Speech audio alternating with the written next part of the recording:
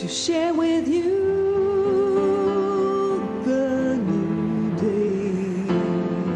My given name is Stephen Thomas Athineos. But on the streets, everybody knows me as the Greek. I've been out on the road 8.5 years. Yo, sub 9 mil. There are about 3,000 part-time messengers and about 100 hardcore messengers riding in the city today. Well, I was a bike messenger before I even stepped on the road. I just didn't know I was a bike messenger. The hardcore biker has no real fear, but has a respect for his body. You go into places that could potentially damage your body totally, yet at home you'll take your Epsom salt bath and you'll take your vitamins and you'll stop eating meat and you do things and you treat your body well. First thing I do when I get up in the morning is I go have a spoonful of red Korean ginseng extract, which is something that people will put honey with and make a nice big tea out of.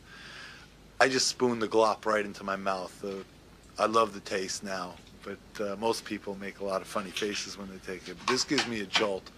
Back in my drug days, the closest jolt I could put it to is like doing a couple lines of cocaine first thing in the morning, except I'm doing ginseng and it's doing my body wonders instead of tearing it down. Since I've become a messenger, I am much healthier than I was. I'm 36 now, and I'm much healthier than when I was 28. I was born into a Greek-American family. My mother was born here. My father was born in Greece, came over here as a professional soccer player, and my mom was the coach's daughter. When I was 17, I started dealing pot in my old neighborhood where I grew up, made enough money, decided to go back to school because I realized I couldn't do an illegal profession if I intended on having a family. And I went and got my college education in 3 years, came back to New York, and started working at Chippendales. Chippendales is a strip club for ladies only. It's male strippers, and actually it's a show that's choreographed and well thought out up to a point. But I worked there for 1.5 years until I thought I was losing my mind, and then I left. And I used to ride my bike from Brooklyn to Chippendales before and after work. I ran into a friend of mine, John Bush, who was working at this company, Best, and he said, if you like to ride your bike, why don't you make money while you ride it, you know? Hit me to the messenger business. I started my own company in March of this year. I'm partnered up with this guy, D-Pop. He's been my dispatcher when I first came to the road, so I followed him around from company to company to company until eventually we started our own company together. Joey! I pulled some of the top riders out of New York. Excellent dudes, ride very hard. They rock the road. And they're out here with me, so it's a good thing. I come back to the office every now and then, make sure everything's running smoothly, see if D needs a hand, then I run right out. I'm on the road again. I can't take this office work. To be a messenger was just like a category of the kind of spirit that we all have, you know. If we were like 70 years before or 80 years before, we would have been Pony Express riders. So, you guys want to get on it? When I'm talking to them, they got to hear it. These are all bicycle messengers in training. That's what it is. My dream. I want to make enough money so I can go back to Greece and open up an American rock and roll club on this island, Aegina, and have all you come down and rock the house on my island. All right? All right.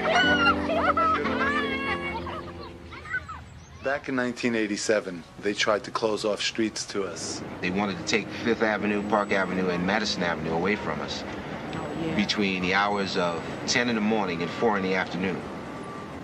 And, you know, we weren't going to stand for it because the majority of our clients were along those routes. Those are the fastest routes uptown and downtown, you know, on the east side. And we weren't going for it, you know. Our livelihood was at stake.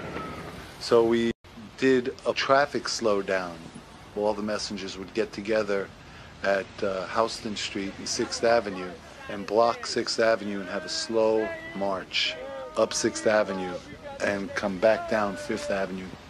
And what it really did was just show the city, you know, what happens when messengers get together, because people don't think of bike messengers as being able to organize. When Mayor Koch came down on us talking about we couldn't ride on Fifth Park in Madison, he must have been crazy.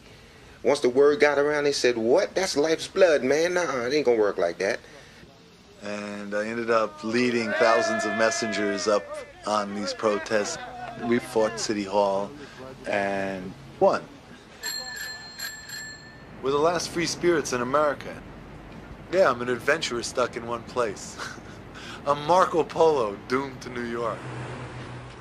I rode from about 1982, 83 to about 93. I rode about 10 years, you know, and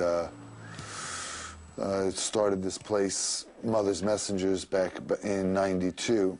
And so soon after that, I was off the road. Within 2 years, I was off the road, and messengers were, you know, other messengers were doing that, and I was now in the office at that point. You know, but it was a great job, you know. You just fly around, you feel free, you know. A lot of people look down on you, a lot of people envy you, a lot of people, you know, would spit on you as soon as, you know, look at you. And which didn't bother me because, you know, as far as I was concerned, I was part of a whole different culture. You know, there was the civilians, and then you have the police, the paramilitary, and then you have criminals, then you have outlaws. And bike messengers fall under the realm of outlaw. Mothers. Back in '87, Ed Koch proposed the bike ban, banning bikes from 59th Street to 34th Street along 5th Park and Madison Avenues, which basically was an attack on, you know, socio-economic group called the bicycle messengers, you know, because it didn't affect commuters because it wasn't during commuting time. And for you to single out one group and go, this is the problem with traffic, or this is the problem, the big danger in New York, was just unfair. Well, you know, when I started the messenger service, I thought, okay, great, you know, I'm finally going to be making the boss's end. And I tell you, after all this time, I wish I was a messenger still. Out of everything I've done in my life, that's what I wish I still was doing. So enjoy it while you got it, and be safe. That's the best thing. You know, coming out of the day alive in one piece is the whole point of the game.